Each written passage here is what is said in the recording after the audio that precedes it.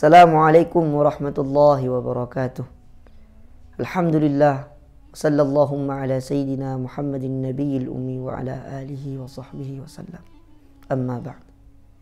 Ikhwati fillah, di dalam luang waktu kita, mari sedikit kita tadabburi ayat Allah Subhanahu wa taala surat Makkiyah di suratul Furqan, ayat yang pertama saja. Yuk. A'udzu billahi minasyaitonir rajim. Bismillahirrahmanirrahim. Tabarakalladzi nazzala al-furqana 'ala 'abdihi liyakuna lil 'alamin nadhira. Shadaqallahul 'azim. Tabaraka. Di sini fi'il madhi la yatasarraf. Fi'il madhi yang khusus adanya fi'il madhi itu saja yang disandarkan kepada Allah semata. Tabaraka. Tidak ada fi'il amarnya, tidak ada fi'il mudhari'nya.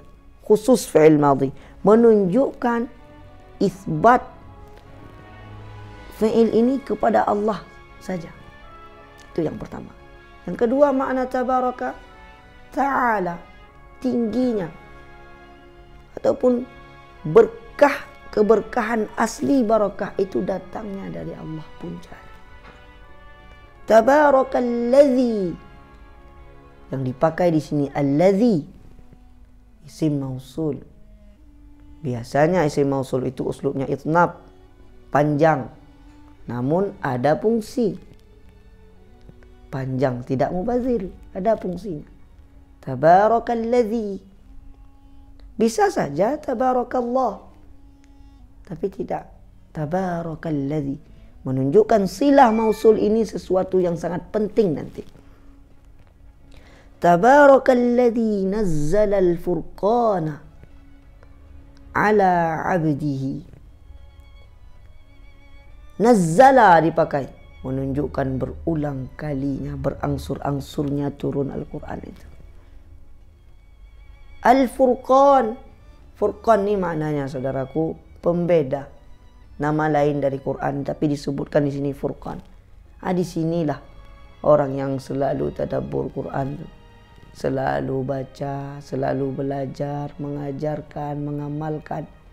Beda dengan orang yang mengabaikan Quran. Ala abdihi.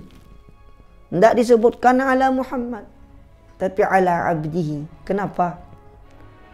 Titel abdun, Abdullah itu paling tinggi titel di atas dunia. Paling tinggi. Ala abdihi. Dan mudhaf ilaih digandeng di sini menunjukkan Allah itu dekatnya Allah dengan Nabi Muhammad sallallahu alaihi wasallam. Seolah-olah tak terpisahkan. Ala abdihi liyakuna lil alamin nadhira.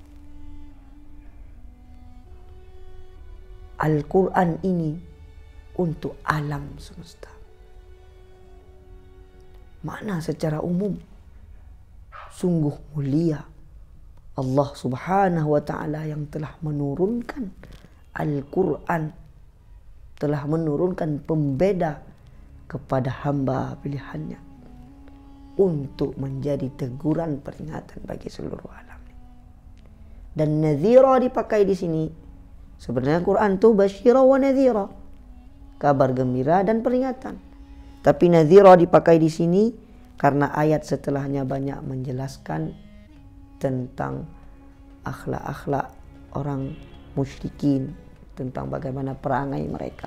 Maka dicocok dipakai nadhira. Nah, Al-Quran, keberkahan asli itu sumbernya dari Allah Subhanahu wa ta'ala. Allah letakkan keberkahan itu dalam Quran. Di dalam Quran ini tadi Allah titipkan Quran ini, risalah ini kepada baginda Rasulullah sallallahu alaihi wasallam, sahibul barakah sallallahu alaihi wasallam. Allah letakkan, titipkan kepada baginda beliau.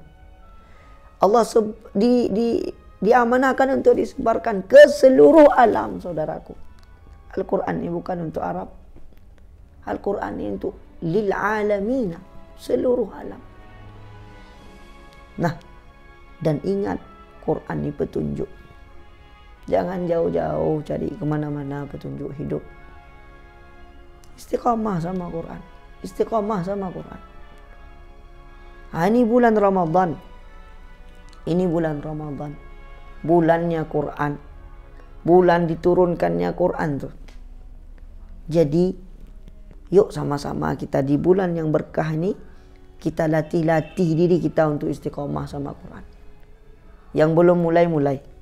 Yang sudah mulai tambah sikit-sikit istiqamah. Yang sudah bisa ajarkan. Yang ajarkan istiqamah dalam mengajarkannya. Dan terapkan di dalam kehidupan kita. Insya Allah terang hidup kita. Mudah-mudahan Allah berikan kita istiqamah dengan Quran. Allah jadikan kita orang yang dipilih oleh Allah menjadi ahlul Quran. Allahumma tsabbitna 'alal Quran hatta nalqak. Amin amin ya rabbal alamin. Barakallahu fikum. Sekian. Assalamualaikum warahmatullahi wabarakatuh.